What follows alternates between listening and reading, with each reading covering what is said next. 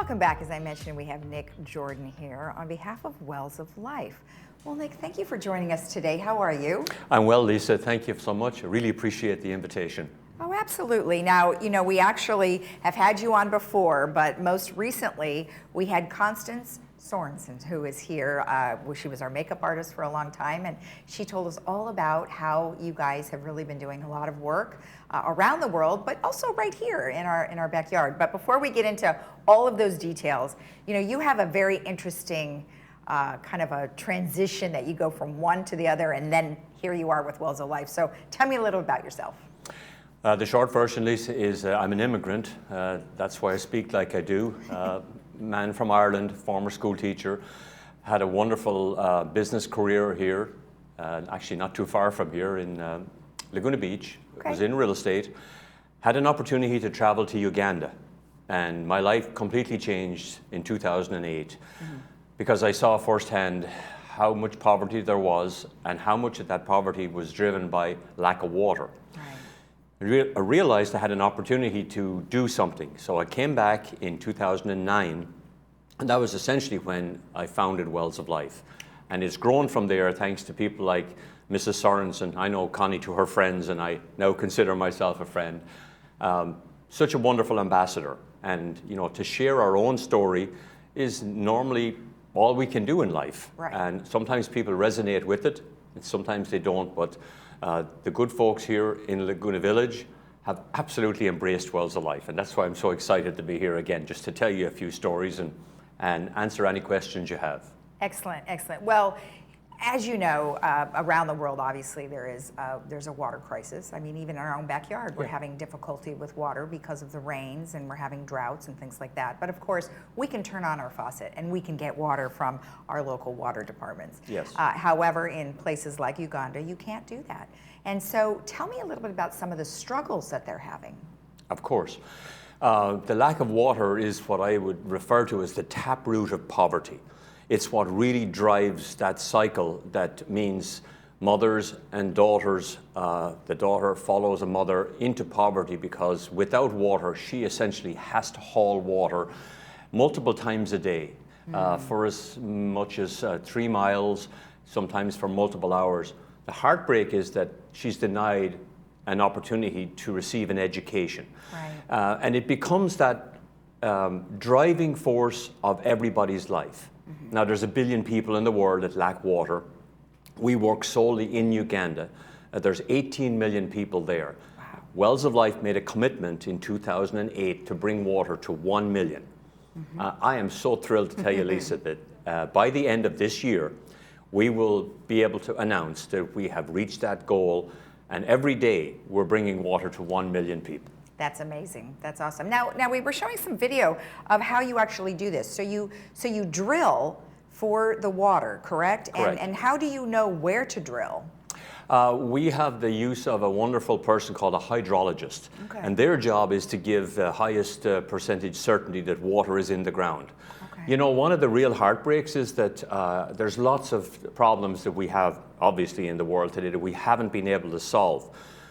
Water is a problem that we have been able to solve because in almost every situation, water is 50 feet or more under the ground where a child has to die needlessly.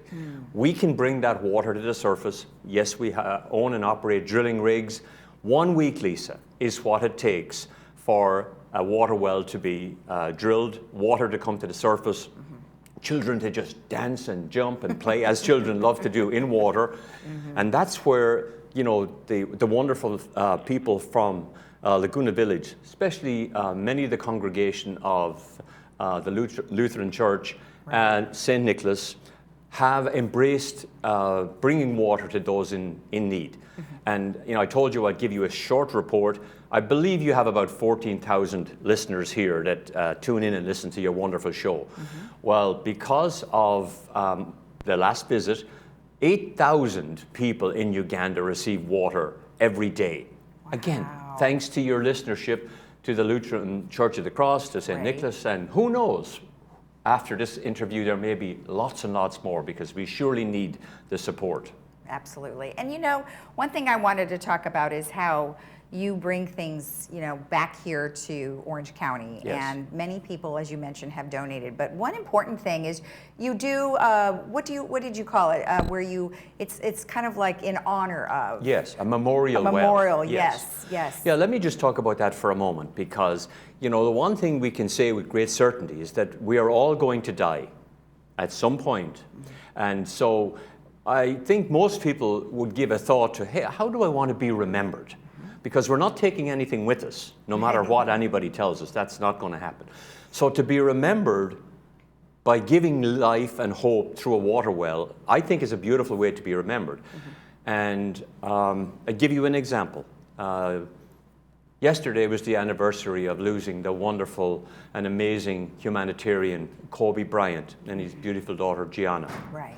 We dedicated a memorial well at a school and a medical center in Uganda that honors his and Gianna's life. It's so touching to see mothers come to that well every morning, and we have a plaque, a dedication plaque on that well, as on every well, and every single morning the gift of life is remembered, and the wonderful life of Kobe and Gianna are always remembered. So it's a great way to be able to leave a legacy, create something that makes a difference. And we do a lot of memorial wells. We've had a huge amount of people that say, you know what, I can do that. Okay. It's not that difficult, and there's many different ways to do it, and I can tell you those later on. Okay, well, it looks like you were having a little bit of a ceremony with that. Was that something that you do on every memorial one? You have a little bit of a ceremony? We dedicate the well, first of all, Okay. because that's such an important happening to where the community receives that gift. It's no longer the donor's gift, because we want the community to take complete ownership of this water well. Okay. It will have, of course, the dedication plaque. The dedication of the Kobe and Gianna Bryant Memorial Well. They have a special ceremony every year, obviously on the anniversary date. Oh, gotcha. Okay. And so, you know, they bring flowers. There's a blessing. Okay. One of the local priests comes and just prays, you know, great. which brings back the mindfulness of Right. life is sometimes very short. Exactly. All right. Well, excellent. Well, in order for people to make a difference and to help you build the wells, what are some things they can do? I sort of like to refer it as a 1, 2, 3. The easiest thing to do is to simply write a check. And let me tell you that a water well that serves up to 1,000 people costs $8,000. So it's very reasonable, $8 per life. We also restore wells called Operation Restoration, and that brings water to the same amount of people and costs $4,000. So I simply say this: you can write a check, which is very easy.